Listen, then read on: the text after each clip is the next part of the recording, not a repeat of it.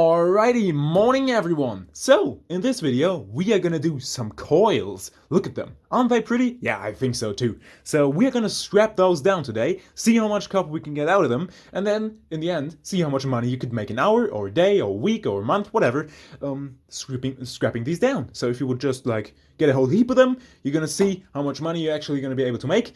I've got a feeling it's gonna be kinda decent, even though these don't look like much. So let me first explain a little bit about these sort of like spools. So these spools, they've got obviously copper windings around them, but the core, which looks like steel, is actually not steel. It's a material called ferrite. It's very brittle stuff, sometimes magnetic, sometimes not. It's always made out of a lot of iron, and the good thing is you can smash that with a hammer. No need to unwind these things, just give it a little tap with a heavy hammer and it's gonna come apart. So that's not a big issue, and that's a very nice thing about these small little spools, and that makes it very easy and also kind of fast to recover the copper from them. The difference in comparison to like these bigger spools, which for example we have one here, these are like these bigger round transformer spoolie thingies that we also scrapped down on this channel. If you haven't seen that yet, go a few videos back. I did a whole video on this and explained everything you need to do to take it apart and stuff like that. And these basically, they also have a steel core because transformers need to have a steel core to be working properly, basically. That's really all you need to know about them in order to be able to scrap them. If you want to, study electrical engineering or something like that, you might need to know a little bit more about them, but for scrapping, not really. So the core of those looks similar to these. It's also a core that has a lot of iron in it, but as I said, in the general direction of steel, more like steel, not really iron. So I'm going to show you how that looks. It's basically something like this. Very similar in size and appearance to the complete thing, but it's a little bit different. I'm going to show you that right now. This is just the steel core, and this is not made out of ferrite. It's not made out of one piece, technically. This is just a wound up piece of very thin steel. So you can see here, it's just like a flap. And you flap that back and the whole thing comes apart. We don't want to do that because you're never going to get it back together, and it's very easy to just sell it as scrap steel, just like this, basically. And so these are very different from these bigger ones, which is actually in this case a good thing because it saves us a lot of time. So what we are going to do now is we are going to jump into time lapse. I'm going to smash all of these up. I'm going to take all the copper out. We are going to weigh everything up, and then you are going to be able to see exactly how much money you could make doing this stuff an hour. And then you can decide if that is something that would be worth it to you, because you obviously have to harvest these from probably power boards that are found in computers and stuff like that. So there's a little bit of time extra involved in it, but I think you're actually going to be able to make some decent amounts of money. So yeah, we'll just get on with it and see how much money we make. So let's go into time lapse.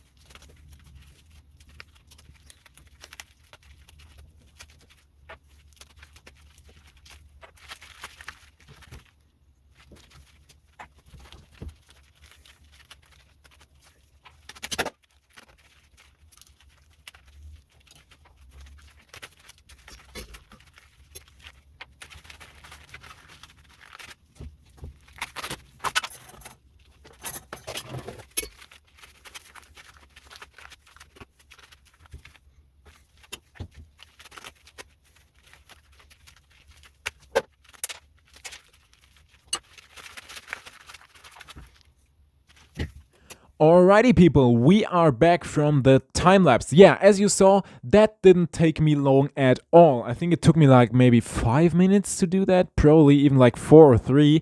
So not long at all, and that always means that you're gonna make some decent money, because speed equals money in scrapping terms, kinda. probably time, but speed as well. So yeah, let's weigh everything up. Let's see what the percentages are. Let's see how much copper we got in total. And we'll start with one of the bigger spools, which is kind of sort of like representative of all of these spools because they all have the same percentage of copper to steel ratio. And so we'll weigh up the steel first. These are the little like ferrite core thingies, and you see they just snap right in half if you tap them with a hammer. So let's see what they weigh. They weigh in at 30 grams. That's pretty nice. And let's see what the copper weight that was on this spool. That comes in at 26 grams, and I already calculated that up for you. That brings us to a total of 46% copper. That is really good. In case you didn't know that already, that is absolutely fantastic. You can't really get anywhere near that if you're not stripping wire. You know, wire can obviously come up to like over 90% copper, but like other electrical stuff, that is really good. Like transformers, for example, they range between 15 and like 35% copper, depending on the kind of transformer you get. And so like this is really, really, really good. So yeah, can be very happy with that. Let's weigh up all the copper we've got. And then we see how much money we actually made. This is all the like smaller copper from the smaller spools and stuff like that. So we are gonna weigh this all up. Let's see. There we go. Got some more here. Got some more over here. Let's see it. Let's see it. So that's 77.5 grams. Really good. I think I'm really surprised by that. Actually, I'm really surprised by that result. That is really like very, very decent. So let's just say we made 100 grams in 5 minutes, because I think it took me like 3.5 to 4 minutes to strip this down, and it just makes it a little bit easier to calculate that up. So that would make 200 grams in 10 minutes, and times that by 6 to go to an hour. That would give us like 1.2 kilos, which would be like 2.5 pounds, something around that. So that would be $10. That would be $10 an hour just doing it like that. Now, you have to take into consideration, I'm filming these videos. When I'm filming the videos, I'm doing my best to make these videos as good as possible. So I'm not really worried about the time it takes me to strip this down. So you can usually take about 50% off the time that it took me to do this stuff, because if you're doing it, you're probably not doing it on film. So you're probably just scrapping, and then you would, in my opinion, be able to halve this time and therefore double your money that you're actually going to get out of it, and that would then be approximately $20 an hour. Now, if you're working a 10-hour day, that means you're bringing home $200 every single day. Is that very realistic? Well, you have to take into consideration, you have to always harvest these things off of computer boards. If you're buying low-grade boards in a good quantity, then yes, this is actually possible to do.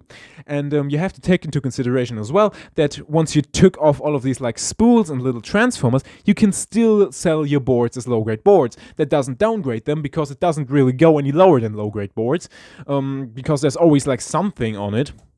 So I would say that this is actually a very valid option to make $20 an hour consistently over a longer period of time if you're buying a good amount of computer boards, like low-grade boards and stuff like that, or if you're just getting a lot of them. If you're street scrapping a lot, or if you have some other kind of other source of electronic scrap where you get a lot of scrap and you get a lot of these low-grade boards, and then it would definitely be a valuable thing that you could do. You could definitely make this work for you, and you could definitely make $20 an hour doing this. I really strongly believe that, and so yeah, I think this is a great way to make some additional money. So if you enjoyed this video, at all, rate it, please. That would be really cool. Give it like a thumbs up or a thumbs down, whatever you might want to do.